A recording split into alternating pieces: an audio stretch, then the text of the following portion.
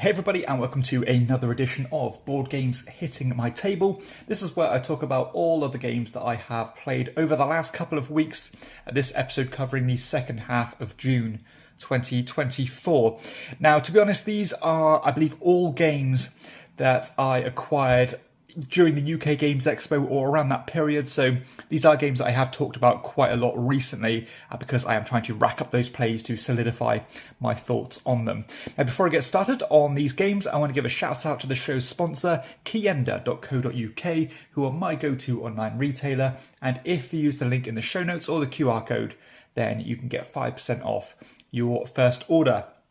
But let's start with Through the Desert. So I played a 3-player game of this new version of the Reiner Knizia Classic, and I really enjoyed this most recent play, and it really did hit home for me just how tight this board is and the opportunity cost of doing one thing. There are so many different ways you can score in this game, by extending your caravans to either reach these kind of oases or these point scoring tiles, or even sectioning off portions of the board to claim them for your own for end game scoring. So it's quite cool how if you do one thing, then your opponent's going to move something else where you didn't want them to move. So it's extremely tight. And I think this most recent game came down to a single point when we went very different pathways. So this one is definitely growing on me. Definitely got that evergreen feel to it. It's a wonderful design. That is Through the Desert. On to some smaller card games now. I played another game of Mind Up. This is kind of a hybrid between Mandala and Six Nymphs. In fact, it's a perfect combination of those two games where you're simultaneously revealing cards. The lowest card will pick up the lowest card in the display and so on. And then you're placing them on these little scoring cards like so, where the colours or the order in which you collect these colours will score you different points based on this randomised order. Those two mechanisms actually work really well with each other. And I think this game is so punchy. You play 3 rounds of it. Each round you get 1 additional card, which makes the game arc feel cool. And the actual flow of the game is really nice as well, because the cards that you acquire throughout the as your points from one round will become your hand during the next round, so there's no reshuffling or anything like that, which I think is a really nice little touch. And these little nuances kind of separate the wheat from the chaff, really. So Mind Up, really enjoying this one. Again, if you like your simple card games, then I'd give this one a look. Sadly, in contrast to that, I did play another game of Line Up. Now this one, I did feel a little bit not as optimistic about this one as I did with Mind Up. I wanted to play it some more just to get my kind of my mind in order, really. And this one, I think I'm pretty set in concrete now that this game isn't quite for me. Now, don't get me wrong, it's pretty good. You are just managing this very small hand of cards by placing these cards in a line, either in ascending or descending order, getting points as you go. But if you basically every round, you're drafting cards from a communal row, and the remaining cards there will go into a kind of like a bonus spot, basically. And if you play 3 cards of a matching colour of that type, then you get those bonus cards as additional scoring. So you've got 2 different ways you can kind of approach the game, but I think the pathway you'll set yourself is pretty set in stone. You're going to very rarely divert off that pathway, so the game feels a little bit predictable. I will probably do a full review of this one because it is so simple anyway. But I don't think this one's going to stick around, unfortunately. It's just that little bit too predictable. So that is Line It. I played another game of Hygge. This is a reprint of Before the Guests Arrive by Sashi. Nice little game, this one. Simple set collection where you're kind of drafting cards from these rows and columns, trying to secure them or bank them as points before the game ends. And that game end really does rush up on you. So that is Hygge. I've been playing quite a bit more of Donuts. So this is an abstract strategy game by Bruno Cathala. And it's quite an interesting little game with a very nice look to it. As you are deploying these donuts on the board, wherever you deploy your donut determines where your opponent can go next turn. So you can see here that each of these squares has a different direction on them. So you can kind of plan ahead, but not too far ahead, which is the way I like my abstract games to be. I like to be able to plan 1 or 2 turns ahead, but I don't want the complete overload of options at all times.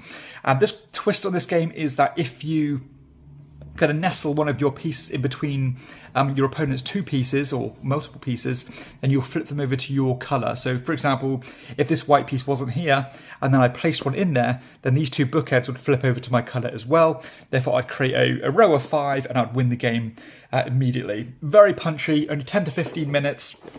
One of those games where you'll make a silly mistake, but it won't be too frustrating because you can just take the pieces off the board and go again. So I've only played this with 2 different people so far, but I'm kind of looking forward to playing this with some more to see how they like it too. So that is Donuts. Will it hold up forever? I'm not sure, but right now I am enjoying it. I have played quite a bit more of Harmonies, so definitely in the hotness zeitgeist at the moment. This is the latest puzzly style game as you are drafting these rather nice wooden tokens, placing them on your board to try and build these patterns, and these patterns kind of cross over with each other, and each time you build the patterns you'll take one of these little cubes off and generate more and more points. I think this game is so polished, I think it's very refined, gorgeous to look at, the perfect amount of time to play, the perfect amount of tactics and strategy, and I think it's just a really good game that just, these styles of games just seem to appeal to so many people because again, it has that perfect balance of short-term decision-making, long-term decision-making, interaction through that, well, it's not a massively interactive game, but you've got at least some interaction by drafting those tiles. And yeah, it's lovely. It's a very nice game. And out of all of these ones, and there are so many, Cascadia, games like Calico, so many different ones of these. This one is definitely my favourite one right now. And I can't really see this one going anywhere because I think it is just, there's so many different occasions you can pull this one out, and I think everybody's going to get something from it. So that is Harmonies. I played another game of Claim It. So this was another game I picked up at the UK Games Expo, as most of these. This is a little push your luck style game with a degree of area control, where if you think about a game like Can't Stop, you're rolling 3 dice here, and one of these dice is going to correspond to the row, one's going to correspond to the column, and one's going to correspond to these little kind of claim markers, or these, I forgot what the terminology is. And basically you need to be making sure that you're deploying something on each of those, otherwise you're going to go bust. And as you can imagine, as the board fills up and you can actually permanently lock in these spaces as your own, your options actually become squeezed. So the likelihood of becoming bust later in the game get more and more. And what you're trying to do here is that you are trying to create a kind of an orthogonal chain of your pieces, and whoever's got the biggest one at the end is going to be the winner. Now, this most recent game I had was fascinating because one of my opponents was doing extremely well, completely dominating the board. I thought I was completely out of it. I ended up actually coming right back into the game by breaking up their chains, going for a particular spot, really pushing my luck, and it actually nearly paid off. But in the end, and this is actually another nice touch in the game, is that if you are winning, you kind of want to dictate the pace, because by permanently locking in spots, that is actually the end game trigger. So there's actually some wrinkles here to the gameplay. Some games can drag on a little bit too long, I think, but that's a nitpick because generally the longer they go, the more competitive they are. But yeah, this is definitely one that's flown under the radar. If you love your push your luck games, then this one is right up there for me right now. I think it's fantastic and so much fun, and despite the rather dated look of the game. So that is Claim It. Give that one a look.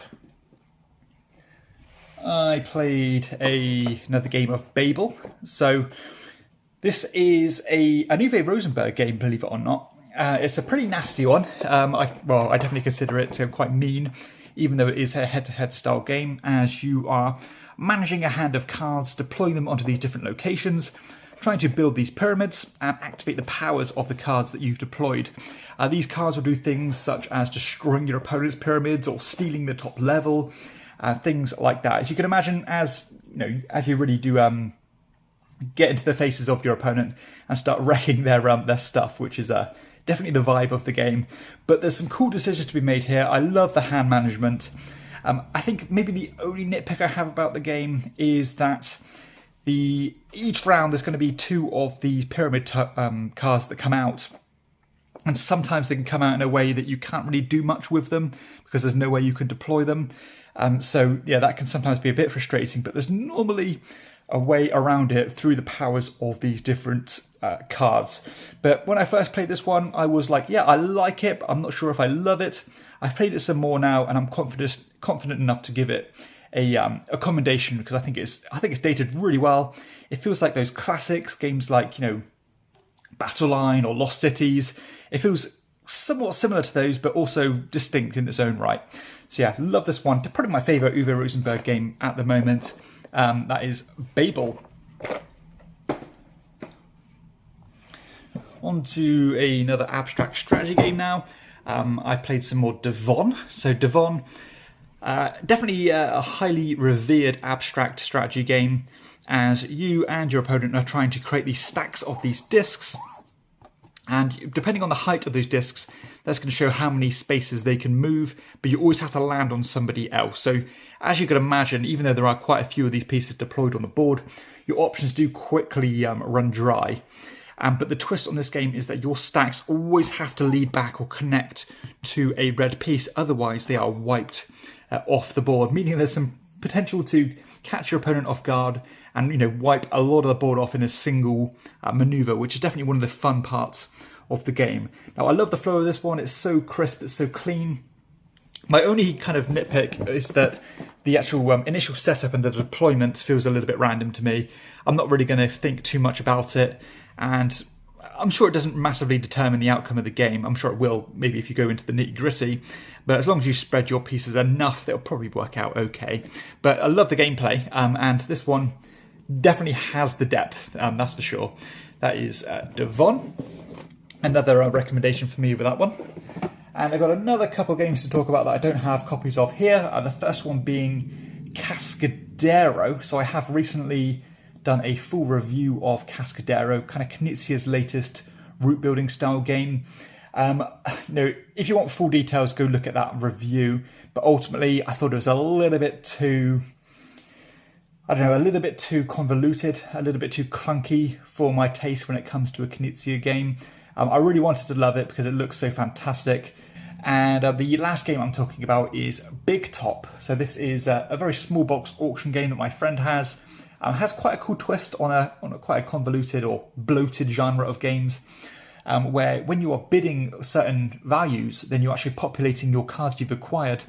And even if you win cards in a bid, you don't actually score them until you've populated them with other bids that you've done. Quite a weird mechanism to explain, but it actually works really well in practice. This most recent game, I tried to hoard a lot of the money for the right time, and I think I left it a little bit too late and didn't give myself enough time to build up my points with that cash I had acquired. But still, really cool game. I like it quite a bit. So that is Big Top. So that's it. That's all of the games that I have played. I'm still exploring a lot of the new games that I've acquired this last month because I have picked up quite a bit. So there should be a few more of those 5 games rankings coming out soon. So keep your eye out for those. But hopefully you've enjoyed the video. If you have, please be sure to hit like and subscribe to the channel and check out my other content too. But for everybody else, I'll see you next time on Chairman of the Board. Bye-bye.